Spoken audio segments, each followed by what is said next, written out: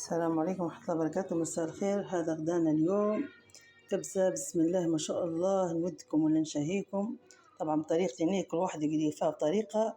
جت بسم الله ما شاء الله، ما دام فيه اللحم لازم فيه كبسة. بسم الله ما شاء الله، نودكم ولا نشهيكم. هذه كبسة بطريقتي بسم الله ما شاء الله. الرز حبة بحبة ما شاء الله، الله يبارك.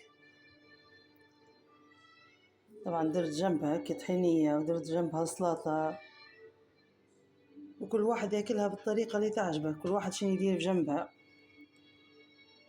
هذه سلطة بسم الله ما شاء الله.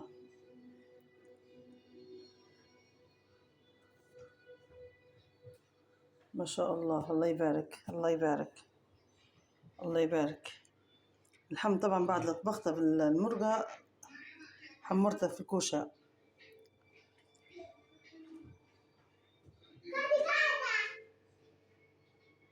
وكل سنة وانتم طيبين، إن شاء الله ينعاد عليكم بالصحة يا رب يا كريم، في رعاية الله، ربي يحفظكم إن شاء الله.